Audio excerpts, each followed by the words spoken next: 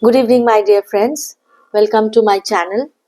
Today, I'm going to read out a Zen short story from Tibet.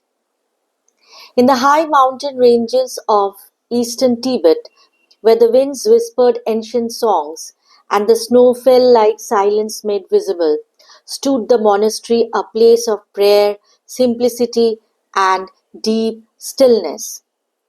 Among them lived a novice named Tashi, just 13 winters old. One evening, as snow began to fall from the clouds like feathers, Tashi was given a task by his teacher, Lama Tenzin. "You will light the evening offering candle at the shrine tonight," he said, "but do not rush. Do not force. Light it before the prayers begin." Tashi bowed low and says, "Yes, Rinpoche." Later, he tried to lit the candle vigorously. He began to struggle. He tried to struck the first match. A hiss, a flash, then nothing. The wind snatched the flame before it could breathe. Undeterred, he struck another. Again, the wind extinguished it instantly. Tashi adjusted his position, turning his back to the wind. He cupped his hands tightly around the match, sheltering it like a fragile baby bird. Another strike, the flame flickered alive and vanished. So began the struggle. 10 matches, then 20, then 30. His hands grew red from the cold, his breath sharp and rigid. Snowflakes melted on his eyebrows and lashes.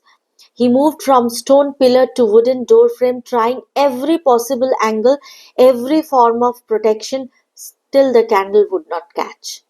The more the wind resisted, the more determined Tashi became. "This is my test," he thought. "I must succeed. I must not fail."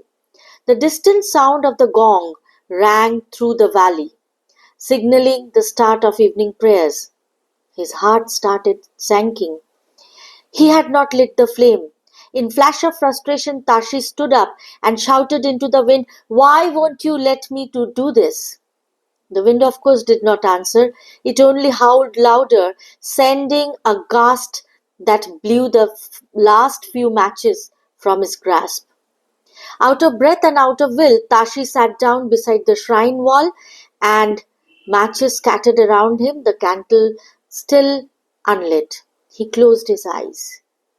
He didn't cry. He didn't cry, not out of pride, but because something deeper was awakening within him. It wasn't the defeat he was feeling. It was a space. It was a pause, a silence between the thoughts. In that silence, Tashi heard the wind differently. It no longer felt like the enemy.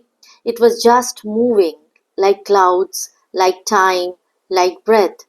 And he realized something he had missed. And he realized something he had missed. All this time, he had tried to force a moment of presence by struggling against the present itself. He took a long, slow breath and then another. He let go of the task, let go of the urgency, let go of the idea he needed to prove anything at all.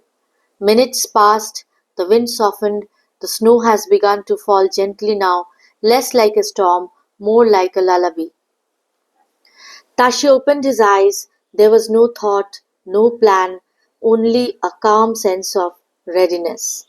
He picked up a fresh match, struck it gently, and watched the flame bloom.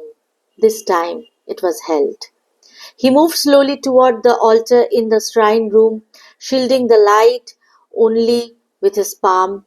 The candle caught the flame, and its wick glowed up with a golden breath. No drama, no triumph, just light, just being alive. No words were exchanged with the monks, but Tashi understood the real offering had not been the candle, it had been the moment of surrender.